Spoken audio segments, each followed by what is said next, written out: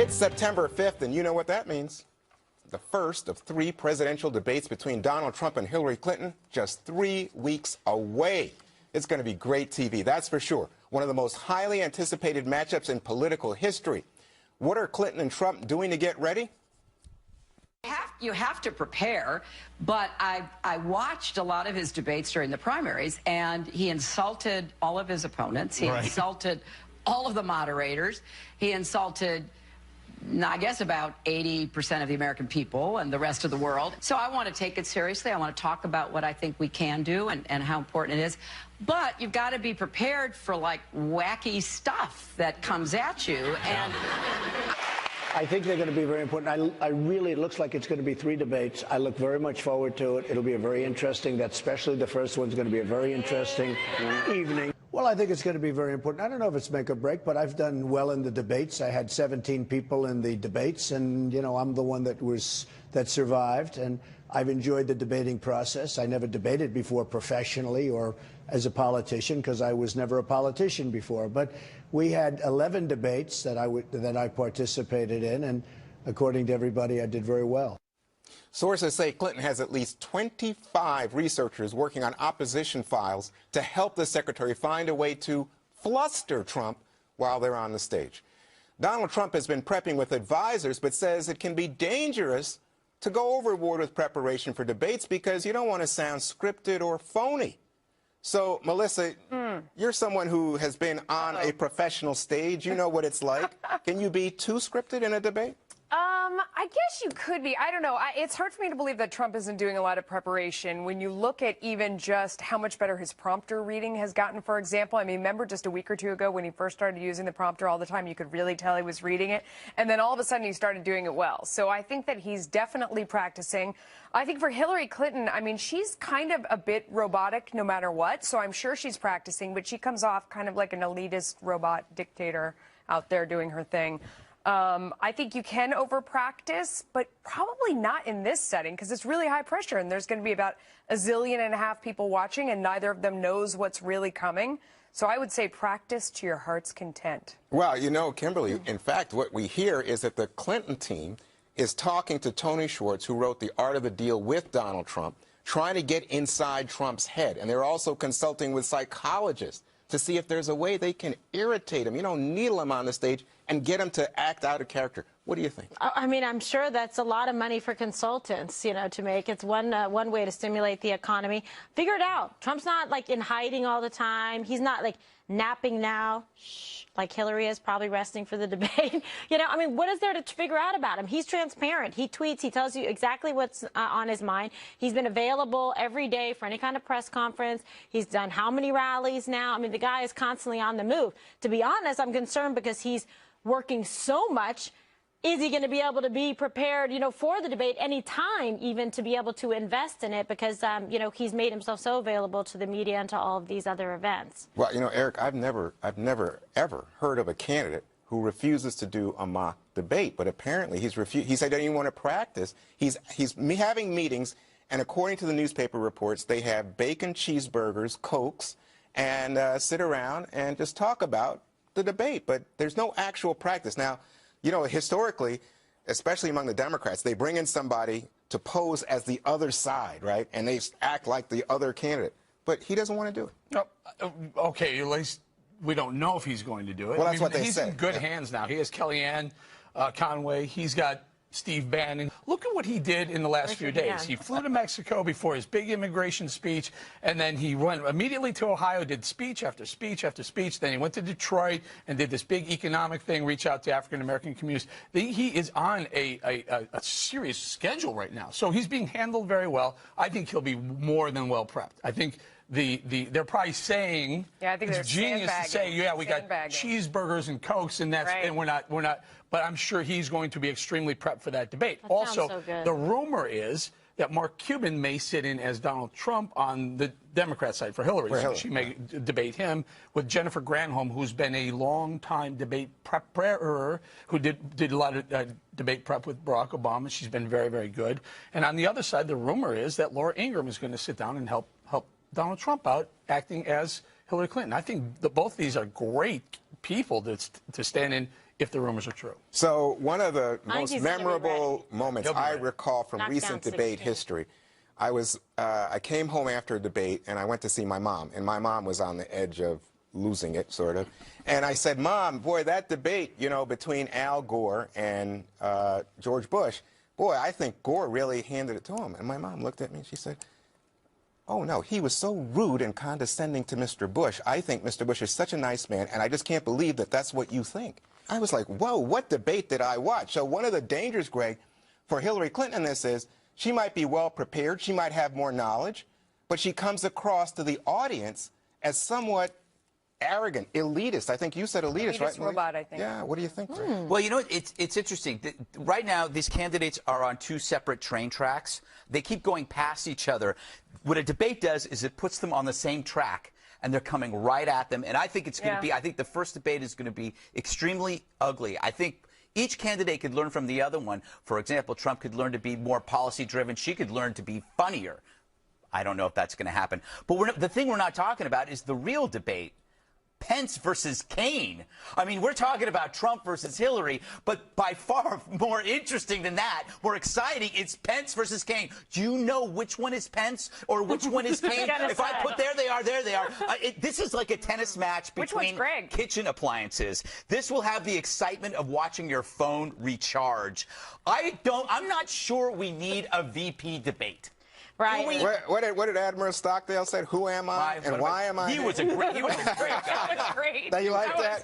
Yeah, but it's interesting. It's like it's so milquetoast that. Yeah, but okay. But the other side, Gregory, is You'll be sent to cover Trump comes off as not knowing what he's talking about. He gets embarrassed up on the stage. The challenge for him, and the reason why he succeeded, was he was up against 17 people, or 16. Was it 17 total? So that means that you could insult and move on, but and to the next person, that takes up most of the time. But you're one-on-one now, so that means you can't just lob little grenades over and over again. Sooner or later, you got to add some facts, some substance when you're one-on-one, or perhaps 1 and 2 if Johnson is there, but I don't think he will be. All right, not the way it's Trump's going. campaign manager says the Republican nominee is taking a very different approach to his opponent as he preps for their debate. Look, he's an unconventional candidate, and he's not going to prepare the way Hillary does. So the Donald Trump, the authentic Donald Trump, who's been taking his case directly to the voters, is the one that you will see on the debate stage with Hillary Clinton. And I think they're nervous over in Clinton camp because he is he's the unpredictable X factor. She is the scripted statist Hillary Clinton that, that basically needs to memorize lines. Wow. So this is what we're saying, that she's scripted, he's not scripted. But there is an amazing, interesting historical fact here. This is the first time we're going to see a woman on the debate stage. Okay, and you've got a candidate, Donald Trump, who's known to have a little difficulty with women. Mm-hmm. What do you think? Is this a danger that he could do something that especially women voters would interpret as offensive, Leading question. Objection. Objection, Your Honor. Objection. Juan, we never do that here on the Five. Oh, we never say, was that a great speech by Trump or a really great speech? No, we would never say that. Or his best speech. Best speech ever. Best speech ever. And will ever be. Or was it huge? Huge. Yeah, it was a huge speech. Yeah. Okay. So what do you think about anything is possible, right? Of course. He's going to speak his mind. He's not a scripted person, but I think that's why he's done so well, thus far. Right. But Hillary Clinton is somebody who's battle tested. She's going to be I think she's going to be prepared. She'll be able to hold her own. I do not think that he's going to be intimidated by facing her on the debate. As a woman. As a candidate running for president. But he's got to deal with the fact that she's a woman. I understand that, but what is there to deal with? He should debate her as if she is anyone else on the stage, just like he did when Carly Fiorina was on the stage. Oh, no, that didn't work so well. No, what I'm saying is Carly Fiorina was treated like an equal on the stage, as she should be, with all the other male candidates up there running for the Republican nomination, right? So I think you have to kind of play your game, focus that way. Do not go and say, I see a female, I see a male, and debate her on the issues. He should, but unfortunately, I think everybody's going to be watching with a magnifying glass, and he does have to be careful about his tone, and he can't attack her too much. I think both sides are completely sandbagging and lying about the preparation. I mean, she's saying, oh, he's so wild and crazy, I don't know where it's going to come from. I mean, who is she kidding? She's as tough as nails. He's saying, I'm eating cheeseburgers and drinking Coke, and we're, playing field hockey, and we're not even practicing over here. Everyone's lying. Everyone is practicing. They're going to get out there. It's going to be, I would bet, the highest rated, biggest night for a debate ever. Everyone's going to be watching, especially that first one. And I bet that they're both going to come out swinging. You're forgetting, though, there were a couple debates where Trump was really subdued. I mean, remember that? So I think that's one of the fears, is maybe he backs off a little too much. That's why he's got to be he himself. doesn't want to look like he's attacking a woman. I agree with you on that premise that he does need to be careful. Let me ask Mr. Masculine. You know that once... Which one of these two? Yeah, is Mr. which Masculine? one? Come on. Come on. More specific. So alpha. Okay, so when Hillary Clinton had her first Senate debate here in New York, right, her opponent actually walked over to her. And that was seen as too aggressive, invading her space. That's not, there's nothing that's, look at it this way. Here is UFC Donald Trump versus championship boxing Hillary Clinton. The old school, the typical politician. She knows how to box. She knows how to fight in the ring. But you put a UFC boxer in a regular boxing ring, that person wins every time because the boxer's used to rules. Rules go out the window when you put UFC and a boxer together. And Donald Trump is not, you can't prepare for Donald Trump. No matter how hard you try, you just don't know where it's coming. And by the way, she gets snippy too, so she has to be careful because he's going to be able to poke her cage. And right, because she doesn't prepare, or she can't prepare for it, he'll come at her with some things that'll frustrate her, and she may get frustrated and mad and angry, and that'll come off poorly too. I think this is going to be a very, very important moment for Donald Trump. So, Greg, if you are now advising the two of them going into this, what are you saying?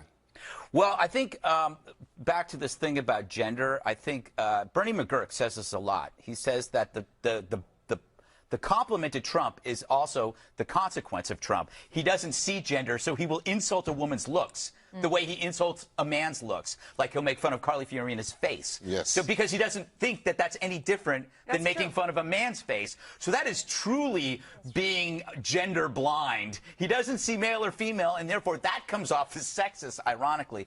I guess I think you have to maintain composure.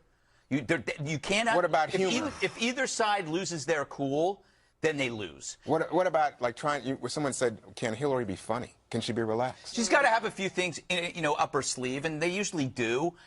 Somebody has a couple of jokes, and she's going to try to draw him out with a couple of little shots to get him mad because they've been looking at his psyche. And all he has to do is to try to get her just angry enough to raise her voice so that she sounds like she's incredibly defensive and shrill. That's what I would do. I would try to get her... That high-pitched laugh that she does, like with the wipe the server thing. She's got to get him to look mean, and he's got to make her look shrill. Well, as Ronald Reagan once said, I'm not going to take advantage of my opponent's youth and inexperience. Pretty good for an old guy. Much more to come on the Five's Labor Day special. Is a big surprise in store for Trump or Clinton coming just around the corner? It's a dreaded month for presidential candidates in a lot of past elections. It's a month when some kind of surprising information gets leaked on one or both of the candidates, deliberately timed to influence the outcome of the vote, hence nicknamed the October surprise. WikiLeaks founder Julian Assange is threatening to dump damaging new information at some point on Hillary Clinton. Listen. Are we going to see it before the November 8th election? Yes, absolutely. People have a right to understand who it is that they're nominating. It's a variety of different types of documents from different types of institutions that are associated with the election campaign. Some quite unexpected angles that are quite interesting. Some even entertaining. Okay, Greg, you like this? You think this is going to happen? You think he's going to drop some stuff? See, I always thought October surprise was something you'd have to look up in the Urban Dictionary. It's like that'll cost you double if you want an October surprise and triple if your friend watches. So I don't know. Or it could be like a really cool holiday dessert. Like an October surprise would be like a pumpkin, but inside the pumpkin is another pumpkin. I sometimes think the October surprise is maybe a kind of magical thinking. Like if you're in debt, you go, well, I'll just win the lottery. And so people are hoping, maybe there'll be an October surprise. I don't know. Wow. You want to follow that? I ain't coming to me here. Yeah. That's what I was going to say. Understand any No idea what those October surprises are all about. Your thoughts on Julian Assange or anything else? Look, I think if he's saying that he's going to deliver something that is going to be quite significant, when I interviewed Trump, he said it was going to be earth-shattering with respect to Hillary Clinton. I think you should expect it to happen. It just depends, and Julian Assange had told Megyn Kelly that, well, it depends if the media is going to cover it, if they're actually going to, put it out there and, drive the story. But he knows what he's got, and I'm just curious, when. You trust Julian Assange? I don't trust him at all. But when he has said that he has stuff and he's going to leak it, he has. Yeah, That's my Some point. of it isn't as earth-shattering as he claims. And sometimes the October surprise doesn't even hurt the person they're going after. Sometimes it actually helps them. That could be the surprise part, is that it doesn't hurt who it's supposed to. So I would think it's Julian Assange, but I want to come up with my own answers. So I went with that I think that they'll try and do something with the Clinton Foundation, like shutter it or half shutter it. The Clinton Global Initiative is this big liberal love fest where they show up weeping about the environment and hugging rainbows and unicorns run through the street. That happens in September 19th through the 21st here in New York. It's crazy. So they're having their big meeting, and I think at that, in conjunction with that, they're going to say something about we're going to mothball, part of the foundation. They already said they were going to leave Chelsea in charge, which showed kind of how tone deaf they are, and they love hobnobbing with rich people and lining their pockets. So I don't think it really goes away, but it'll be something around that. That's my bet. Juan, do you think there's Chelsea in charge. a Trump-targeted October surprise? I don't have any idea, but apparently KG says that he told her that he does have something, but I don't know. No, at him. Julian Assange told I thought Kelly, you said Trump said to you. Trump said to me. That's what I thought I heard. On air, that it was something earth-shattering. Right, so that's what I'm saying. I meant do you think there's anything targeted at Trump? Trump being the target. He said well, no, it's a different kind of thing. I think there are two big issues out there. One, Trump's tax returns. So if somebody had something on Trump's tax returns and released it in October, that would be like, whoa, because I think a lot of people have questions about why he hasn't released it. And I've seen in recent polls that most people don't know that he hasn't released it. Yeah. So that's a potential source. On the Clinton side, I think it's the foundation and the emails that we've discussed here earlier. I mean, but if you look back historically, it's kind of funny. Remember, a lot of people were concerned 5 days before, I think that was the 2000 race.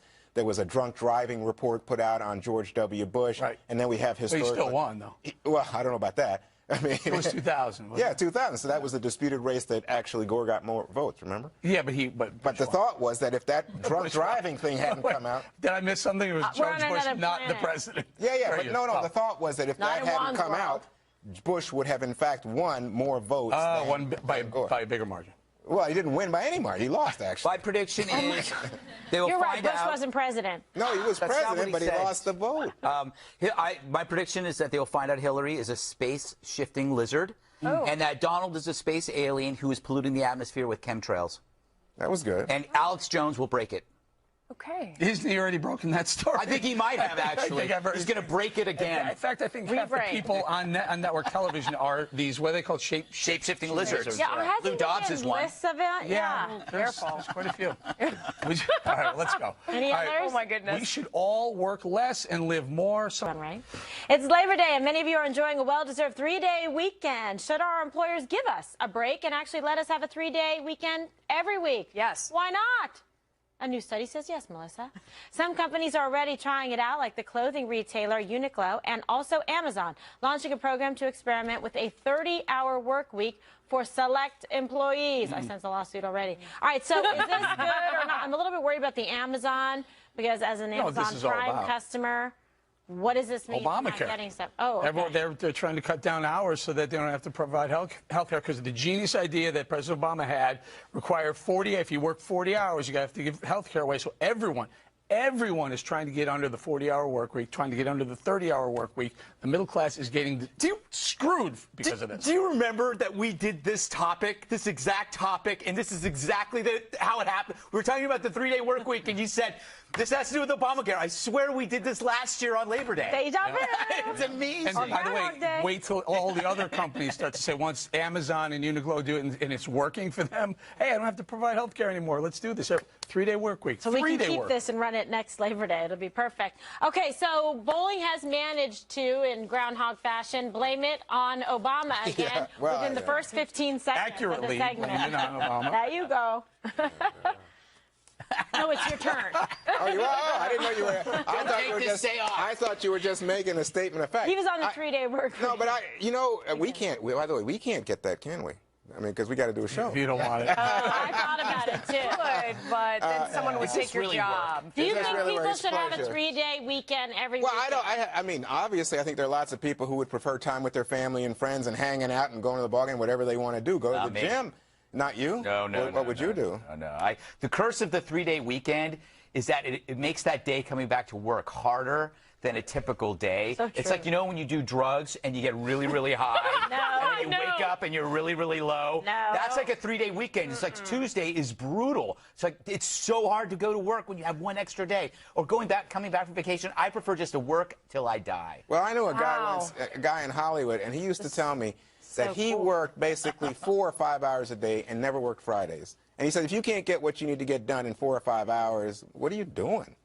Melissa, take us down. Wow. Okay, so economy he managed to make the awesome long weekend into a total bummer. Sorry. That's what he does. I think that this is a genius idea. I think there are a lot of people who would like to work fewer hours, even if it means less pay, which is what it means in the case of Amazon. But there are a lot of people on Wall Street who do job share with another individual, and they do, half the week, and the other person does the other half of the week, and they, go and enjoy their family the rest of the time. And it's a good way to, still have your toehold in your career, and maybe you do that. We work less when your kids are small, and then when they get big, you go back to work more time. Is this for women or men and too? It is mostly women who do it, but they do both. And actually now at my son's school, there's more dads doing drop-off and more moms who are the breadwinners because of our last recession. But Really? I don't know. I think, yeah, absolutely. I it's all see a like lot of dads. Ton of dads. At the school. They all are. They're the ones that got laid off. Blame their dads. Job share doesn't work. No? It's like the tandem bicycle. The guy in front is pedaling and steering. The guy in the back, the girl in the back, my wife, has got her feet up. It's never even. Why do you have to hate on the wives? Yeah, we want you to be happy. It's Slow never even. down. It's but never I must say, goodness. to the contrary, that according to these reports, people who get Fridays off, is usually during the summer. A lot of people in the publishing industry get this. Yeah. Man, but they love it. They love No, it. of course they do. But if you're trying to get somebody on the line on a Friday, forget it. And you know what's great? The worst thing in the world is the out-of-office email. Oh. And so you get it. So then every Friday, if you want to talk to anybody in publishing, they just bounce back at you like tennis balls. That's, by the way, that's like they're rubbing it in. Annoying. Yes. And also in Italy, they take the whole month of August. I don't like when people Germans do too. that. France, too. Yeah. No, it's really the Europeans true. have a lot And by the way, of we're holidays. not You gonna take the get night into off that. every night. You come home, you got the night off. So who needs time off? Are you a boss? totally You are with a you. boss, man.